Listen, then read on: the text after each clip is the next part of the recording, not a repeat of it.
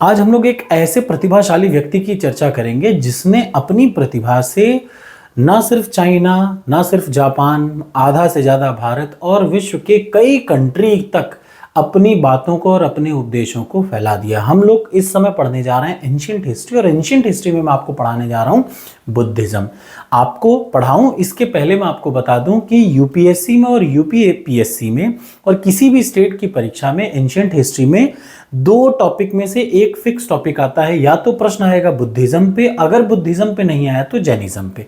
ये दो धर्म ऐसे हैं जिनके बारे में एग्जाम में पूछता ही पूछता है। तो चलिए शुरुआत करते हैं। हाँ, जरूरी बात क्या है, ध्यान से आप देखिएगा और आपसे रिक्वेस्ट है कि कमेंट बॉक्स में जरूर बताइएगा आपको ये वीडियो कैसी लगी। इंटरेस्टिंग बहुत है पूरी सुनने के बाद। देखिए, सबसे पहले मैंने आपको शुरुआत में पढ़ाया था एंशिएंट हिस्ट्री के एक टाइमलाइन, जिसमें टाइमलाइन के बीच में था जीरो लाइन। इस साइड को बोला गया एडी, इस साइड को बोला गया बीसी। इस समय हम लोग मान लिया 2025 में है, हम लोग चर्चा कर रहे हैं। इससे पीछे आते जाएंगे तो यहाँ पे 576 में एक धर्म था। कौन सा? 576 एडी में एक इस्लाम धर्म का जन्म यहाँ से हुआ। और पीछे जाएंगे तो लगभग 4 बीसी पहले एक धर्म हुआ क्रिश्चियनिटी, यानी एक क्रिश्चियन या फिर ईसाई धर्म का हुआ। और पीछे जाएंगे तो यहाँ पे देखिए दो धर्म इस जगह पे हुए, एक 563 और एक 540। ठीक, ये क्या है? बीसी। ये क्या है? बीसी। मतलब हम लोग अभी जी रहे हैं 2025 में, लेकिन मैं चर्चा कर रहा हूं कहाँ की? बीसी की। बीसी एक गाली नहीं है, बीसी का मतलब बिफोर क्राइस्ट या बिफोर कॉमन एरा की मैं चर्चा कर रहा हूं। थोड़ा सा हम लोग इसके पीछे जाएंगे तो यहाँ पे आप पाएंगे लगभग 900 बीसी के आसपास में एक धर्म का जन्म हुआ जिसका नाम था यहूदी धर्म। इसके और पहले जाएंगे तो ये था 1500 बीसी से लेकर के 1000 बीसी, यानी 1500 बीसी से 1000 बीसी तक वैदिक कल्चर था। 1000 बीसी से 500 बीसी के बीच की जो कल्चर को बोला गया वो उत्तर वैदिक काल, यानी यजुर्वेद, सामवेद, अथर्ववेद उस दरमियान में कंपाइल हुए। जब ऋग्वेद का समय था तो बहुत अच्छा, बहुत संपन्न, बहुत अच्छे तरीके से लोग रहते थे, स्त्रियों की पूजा होती थी। लेकिन जब पोस्ट वैदिक पीरियड चला तो ये वैदिक धर्म में इम्प्योरिटी आने लगी, जरूरत पड़ी एक नए धर्म की। देखिए, आप समझिए कि जब ये पहला धर्म था तो मैंने आपको बताया वर्ण व्यवस्था थी। कब तक? ऋग्वैदिक पीरियड में। लेकिन 1000 बीसी के बाद वो जो वर्ण व्यवस्था थी धीरे धीरे किस में कन्वर्ट होने लगी? जाति व्यवस्था में। जाति व्यवस्था में कैसे कन्वर्ट हुई? एक आदमी कितना भी, कैसा भी बहुत अच्छा राजा हो, उसका बेटा कितना भी आवारा क्यों ना हो, लेकिन कोई एक राजा ये नहीं चाहेगा कि उसके बाद उसका पूरा वैभव, उसके पूरा मान सम्मान उसके बेटे के अलावा किसी और को मिले। यानी हर राजा चाहता है कि उसके बाद उसकी संपत्ति और उसके राज्य पूरा उसके बेटे को मिले। उसी तरीके से हर ब्राह्मण ने कोशिश की कि भैया मैं इसको पैतृक बना दूं, मेरे बाद मेरा बेटा ही यहाँ का क्या बनेगा? पुरोहित बनेगा। तो ये एक समस्याएं होने लगी। ये समस्याएं कब होने लगी? 1000 बीसी के बाद से होने लगी। यानी मंदिरों पे कब्जा हुआ किसका? ब्राह्मणों का। ब्राह्मणों ने खुद को बता दिया कि भैया मैं ब्राह्मण हूं, मेरी अब ये जाति है ब्राह्मण, मंदिरों पे सिर्फ एक आदमी का अधिकार है, ब्राह्मणों का। अब जब ऐसा हुआ तो आपको मैं बताऊं, कुछ, मैं ये नहीं कह रहा हूं कि सारे ब्राह्मण बदमाश थे, लेकिन कुछ लोग ऐसे भी थे जो परछाई तक से दूर रहना चाहते थे। मतलब परछाई भी पड़ जाए किसी और अन्य जाति की तो उन लोग को बड़ा खराब लगता था। ऐसी स्थिति में इन लोगों के खिलाफ, जब इन लोगों के खिलाफ जो इंसान खड़े हुए उनका नाम था सिद्धार्थ, यानी एक क्षत्रिय आदमी। सिद्धार्थ, पहली बात तो आपको पता होना चाहिए, क्षत्रिय क्लेन के थे, याद रखिएगा। सिद्धार्थ कौन है? गौतम बुद्ध का पुराना नाम था सिद्धार्थ। गौतम बुद्ध का जन्म हुआ था 563 बीसी में, और जब ये जन्म के बाद इन्होंने थोड़ा सा समय बीता तो इन्होंने जब प्रोपोगेशन अपने धर्म का शुरू किया तो इन्होंने, ये क्या था? ये क्षत्रिय से उठ गए और इन्होंने एक नया धर्म बनाया बुद्धिज्म। यानी ब्राह्मणों को की निरंकुशता को रोकने के लिए इन्होंने कहा कि भैया कोई भी आदमी साधु बन सकता है, साधु सिर्फ ब्राह्मण ही नहीं हो सकते, कोई भी व्यक्ति साधु बन सकता है। ये 563 बीसी में जन्म लिए हुए गौतम बुद्ध ने कहा। तो हम लोग शुरुआत करते हैं वहीं से। आज मैं इनकी सिंपल सी कहानी बताऊंगा। गौतम बुद्ध का जन्म 563 बीसी में कपिलवस्तु के लुम्बिनी नामक जगह में। लुम्बिनी आज के समय कहाँ पे है? नेपाल में है। जब मैं बोलता हूँ 563 बीसी का मतलब 563 बीसी पहले कहाँ पे हुआ था? शाक्य कुल में हुआ था। याद रखिए, एक क्षत्रिय क्लेन में हुआ था, शाक्य क्लेन में या क्षत्रिय क्लेन में हुआ था। इनके पिता का नाम शुद्धोधन और माता का नाम माया देवी था। अक्सर ये एग्जाम में पूछा जाता है कि किस क्लेन के थे, तो शाक्य क्लेन के थे गौतम बुद्ध जी। बचपन में उनका नाम सिद्धार्थ था, याद रखिएगा। परंपरा के अनुसार कपिल वस्तु के पास नेपाल के लुम्बिनी में एक शाक्त क्षत्रिय परिवार में इनका जन्म हुआ। ठीक, जब जन्म स्थान की पहचान नेपाल के तलहटी में बस्ती जिले के पिपरहवा से की जाती है, यानी जब आप पिपरहवा जाएंगे, बस्ती जिले के पिपरहवा के आसपास में इनका जन्म स्थान माना गया। ठीक, एक और प्रश्न जो अक्सर पूछा जाता है, इनकी माता कहाँ की थी, तो उनकी माँ जो है कौशल नरेश राजवंश की राजकुमारी थी, यानी मातृपक्ष से जो सिद्धार्थ थे वो कौशल वंश की राजकुमारी के पुत्र थे। और मैं बता दूं, गौतम के पिता कपिल वस्तु के नवनिर्वाचित शासक थे जो शाक्यों के कबीले के प्रमुख थे, यानी इनके पिता भी एक राजा थे और इनकी माता किस तरफ की थी, कौशल नरेश की राजकुमारी या फिर उनकी पुत्री थी। अब हम लोग बात करेंगे हुआ क्या। जब इनका जन्म हुआ गौतम बुद्ध का, तो गौतम बुद्ध के जन्म के बाद इनके पिता ने शुद्धोधन ने बुलाया गुदन्ना को। गुदन्ना क्या था, जो ज्योतिष शास्त्र के जानकार होते थे उनको बुलाया गुदन्ना को। तो गुदन्ना को बुलाने के बाद पूछा कि मेरा बेटा कैसा बनेगा। तो ज्योतिष शास्त्र गुदन्ना ने कहा कि आपका बेटा, हाथ की रेखाएं देखी तो उन्होंने बेटा या तो आपका बेटा चक्रवर्ती सम्राट बनेगा या आपका बेटा साधु बनेगा, लेकिन इन दोनों में से जो भी बनेगा पूरे विश्व में अपना नाम अमिट कर जाएगा। ये किसने कहा, ये कहा उस ज्योतिष शास्त्र ने कि या आपका बेटा चक्रवर्ती राजा बनेगा और या आपका बेटा साधु बन जाएगा सब कुछ छोड़ छाड़ के। अब देखिए, पिता चाहे कितना भी वो हो, अगर एक पिता राजा है तो वो कभी नहीं चाहेगा कि उसका बेटा कहीं साधु बन जाए, सब कुछ छोड़ छाड़ के घर बार छोड़ के चल जाए, ऐसा कभी नहीं चाहेगा। तो वो तुरंत घबरा गए। तो शुद्धोधन जब राजा घबरा गए तो उन्होंने उस ज्योतिषाचार्य से, गुदन्ना से पूछा कि आप मुझे बताइए कि इसका तरीका क्या है कि मेरा बेटा एक राजा ही बना रहे।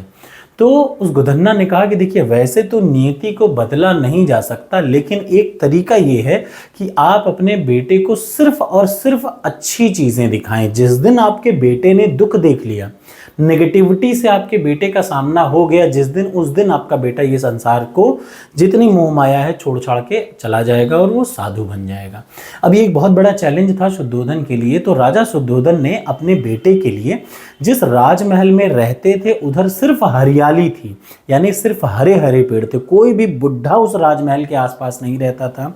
जिस रास्ते से जाते थे वहां सिर्फ खिले हुए फूल थे, कभी मुरझाए हुए फूल। रात में जब सो जाते थे तो सारे मुरझाए हुए फूल हटा के नए फूल लगा दिए जाते थे, ताकि कभी भी इनको नेगेटिविटी या नकारात्मक, रोता हुआ कोई भी इनके आसपास नहीं जाना था। कोई भी बुढ़ा, जरा, जर्जर, गरीब, कोई इस टाइप की चीजें इनके सामने लानी ही नहीं थी। ये सोचा किसने, शुद्धोधन ने। तो यही प्रकार की व्यवस्था की। 1-2 साल नहीं, बहुत समय, 20 साल तक यही चलता रहा। 20 क्या, 29 साल के शुरुआत तक यही चलता रहा। 29 साल में इन्होंने घर छोड़ने के पहले हुआ क्या, देखिए। जब ये 29 साल के जस्ट होने वाले थे तो एक दिन, कहते हैं ना कि जब, देखिए, नियति आपकी डिसाइड करती है आप क्या करेंगे। जैसे मैं आपको पढ़ा रहा हूँ, आपको लग रहा है कि मैं बहुत तेज हूँ, नहीं, ईश्वर से बढ़ के इस दुनिया में कोई ताकत होती ही नहीं। मैं बोल रहा हूं तो मैं नहीं हूं, ईश्वर बुलवा रहा है। Everything is because of God. तो ऐसे ही नियति जब आपको ले जाना चाहती है आगे ना, तो उसमें आपका बस नहीं चलता। वो एक दिन था जिस दिन गौतम बुद्ध निकले अपने घर से। अपने घर से निकलने के बाद ये चले, तो इनका जो वो था, जो क्या बोलते हैं, इनके रथ को चलाने वाला, उसका नाम था चन्ना। क्या नाम था, चन्ना। ये भी एग्जाम में आ चुका है। गौतम बुद्ध के रथ चालक का नाम था, सारथी का नाम था चन्ना। उन्होंने कहा चन्ना आज चलो। चन्ना हड़बड़ाया, लेकिन चूंकि महाराज की बात, भाई राजकुमार की बात माने, टाले तो टाले कैसे। तो एट रैंडम इनका प्लान बना। वैसे क्या होता था, जब इनको चलना होता था पूरा रास्ता उसका खाली होता था, लेकिन एक दिन, जिस दिन नियति को लिखा था कि ये घर छोड़ेंगे, उस दिन जब ये सुबह चले तो चन्ना सारथी के रूप में चलने लगा।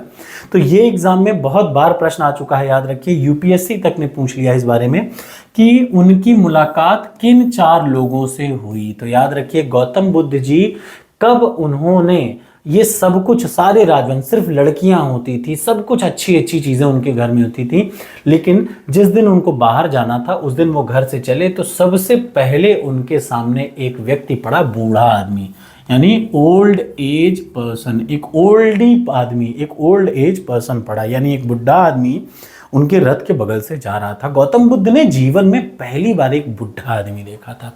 तो उन्होंने पूछा अपने चन्ना सारथी से कि ये क्या है।